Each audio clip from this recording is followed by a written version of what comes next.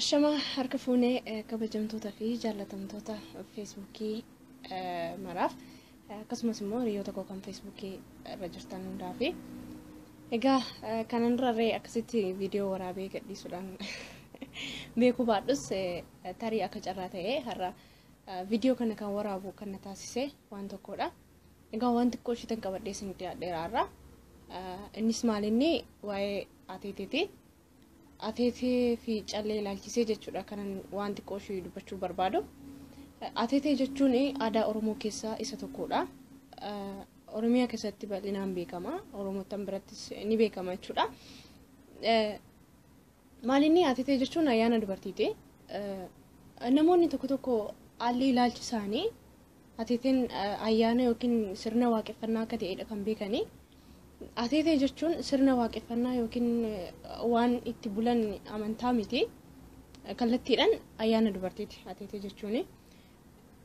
Ateeteen waggaatti si'a sadiidha kan ayyaaneffatamtu jechuun akka abbaan ayyaaneffatutti jechuudha. Fakkeenyaaf naannoo Qaammeetti masqalaa fi ayyaana gannaatirraa akkas ayyaana qillee jechuudha. Akkasitti ni ayyaaneffatu. Haa ta'uutii malee akkaataa naannoo garaagaraatiin qaba akkaataa itti ayyaaneffatan jechuudha. Sababni ani har'a waa'ee ateetee akkan kaasu kan na taasise sarara keessatiin waa baay'een dhagaa. Ateeteen seexanaa amantaadha. Namni waan hin beekneef itti waaqeffachaa jira. Kanaaf callee gubuu qabna, ateetee balleessuu qabnaadha kan jedhame. Akkas jedhameeti kan na bira ga'e. Maalinni waa'ee ateetee fi waa'ee calleetiin ol qabsiise diraamaa hojjennee gareen WhatsApp irratti fayyadamantu jira ijoolleen manfasaawii group isa jedhamu jechuudha. Achirratti ijoollee barsiisna waa'ee ateeteetiin ol qabatee akkas hojjedhuuti naa qindeessi jedhanii natti himame kara keessaatiin. Ani immoo osoon ateeteen akka sirna waaqeffannaa osoo hin taane akka osoon beeku hiriyoonni kiyya na jaalatu sana jaalatanii isaan gammachiisuuf jedhee seenaa koo dhoksuun natti ulfaateeti nan dide. Haa ta'uutii malee tarii namoonni akkasitti hubatanis ni jiru, sirriitti jiru. Miti ateeteen sirna waaqeffannaa miti. Ateetee jechuun ayyaana dubartiidha akkuma dursa isin jedhe.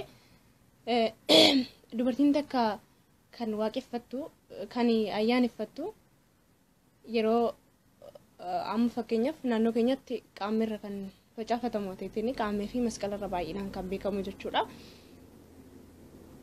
Dubartiin hin deenye hin facaafattu ateetee haadha deessee dubartii heerumtee gaa'ilaaf geesse kan erga heerumtee booda erga deessee daa'ima horattee kan ateetee facaafattu jechuudha. Dubartiin suni haadha ateetee jedhamti.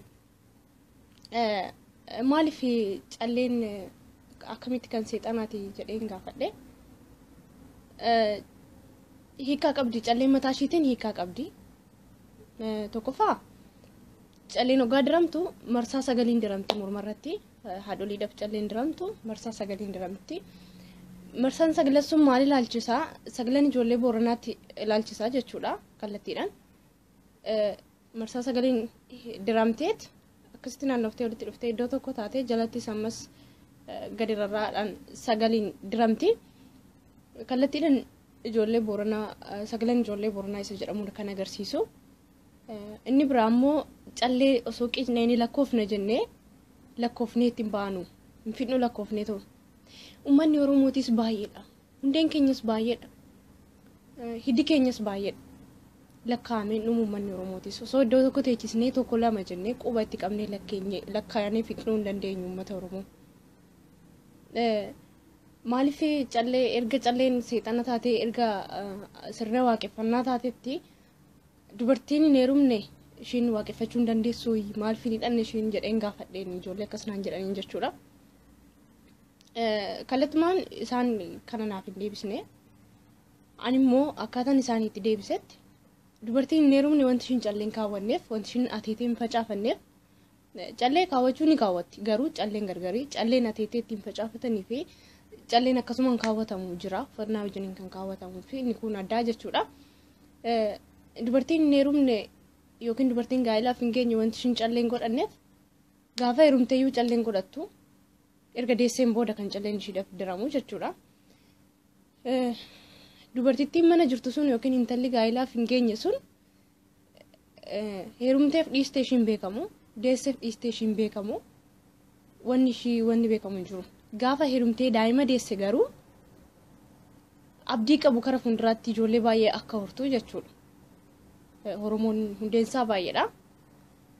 Baay'inni callee morma ishii jiru sun kara fuulduraa ijoollee hammamii akka deessu lakkaawamee hin beekamu. Maaliif kan beeku waaqa tokkicha malee namaa miti. Kanaaf hin lakkoofnu ammana jennee hiikkaa hin kenninuuf. Kanaaf takkaanillee hafuu dandeessi, 11 illee ta'uu dandeessi, 15 illee ta'uu dandeessi hin beekamu wanti ishee. Kanaaf dubartiin hin deenye calleen godhattu haateetiin facaafattu.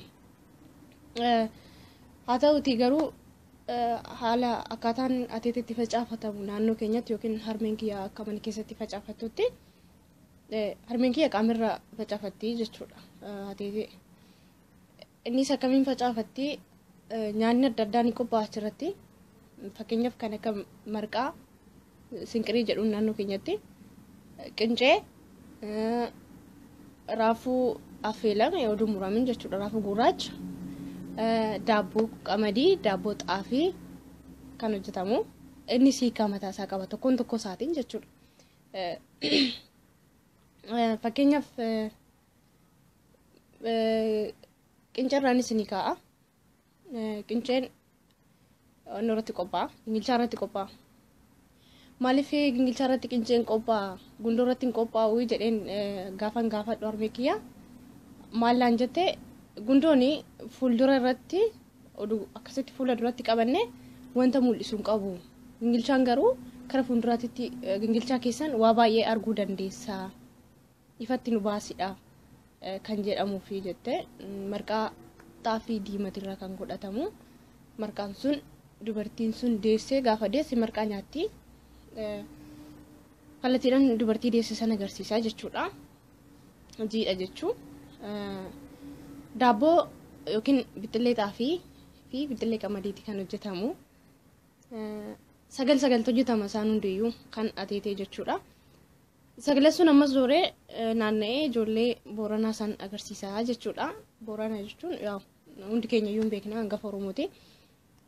Ijoollee Booranaa san agarsiisa. Bixxilleen sagalee sun kan ateeteeti. Inni kun immoo dabalataan hin tolfama rakkoon qabu. Yaa ta'uti garuu yeroo sagal facaafatu ateete dhadhaa baqsanii bunni qalaan ni jira. Wantoota baay'ee jira tarii muraasa sanaan raafadhe ta'a.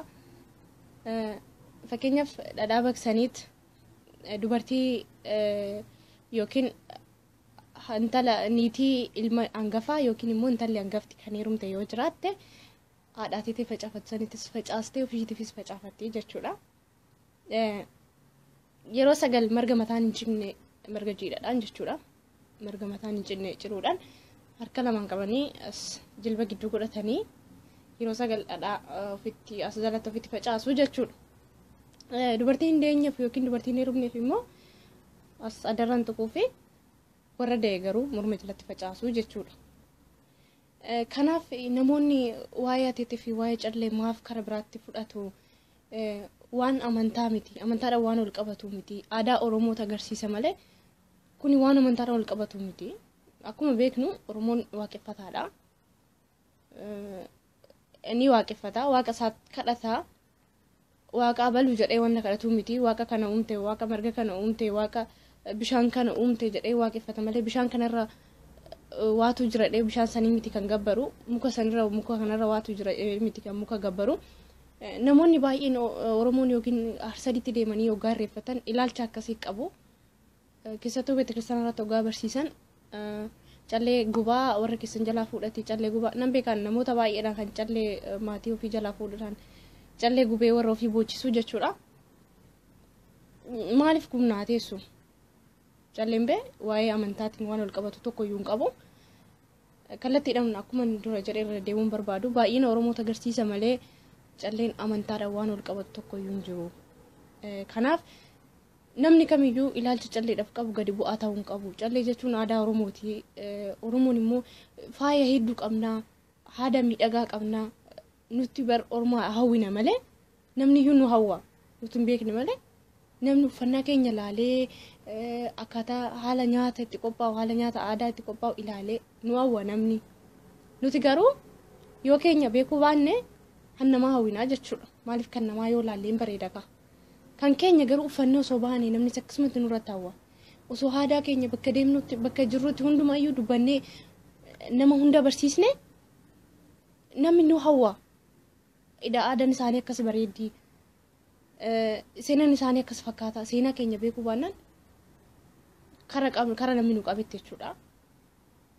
Biqiltuu xaasaa keessa dhaabbatte hundeen qabdu jala ishee xaasaa keessa dhaabbattee gaafa buqqisanii buqqaate in goggogdisi in xoologdisi.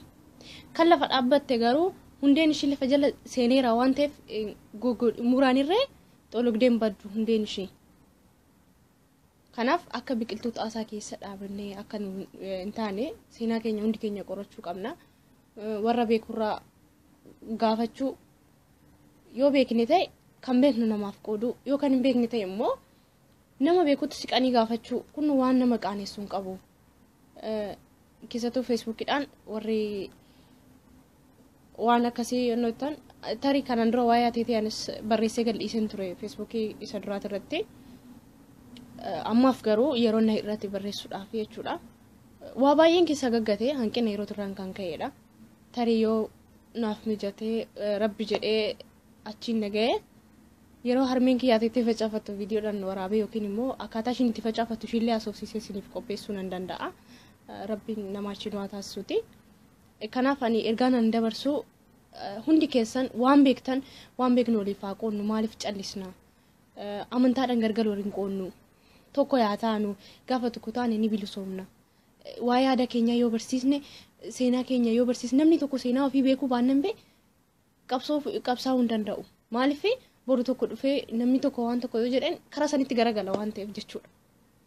Kanaaf dursa seenaa ofii yaa barsiifannu. Aadaa keenya maal akka ta'e yaa barsiisnu. Nutillee yaa beeknu. Yoo beekne immoo ormaa ofii yaa dabarsinee laannu. Dhaloota dhufuuf maal jennee itti himna. Irraanfatamaa jira bara. Namoonni baay'een karaa amantaa ortodoksiitiin dhorkaadha kuni baasanii gubaa jiru mana. Kun immoo seenaan keenya irraanfatamaa jira jechuudha. Seenaan keenya dhokataa jira jechuudha. Akka kuni ta'uu taasisuu hin qabnu. Kanaaf daqiiqaan baay'achaa jirti. Haasaan baay'isu anis yeroo hanqina yeroo turaan kan ka'e kana caalaa haasa'uu hin barbaadu. Wanta nurraa eegamu raawwachuu qabna hundi keenya. Video kana like, share, comment gochuudhaan waliif yaada dabarsinu waan beektan immoo barreessadha. Akkaataa naannoo keessanitti akkam akka ta'es himaadha. Kanaaf guddaa naa galatoomaa hundi keessan baay'een isin jaaladha.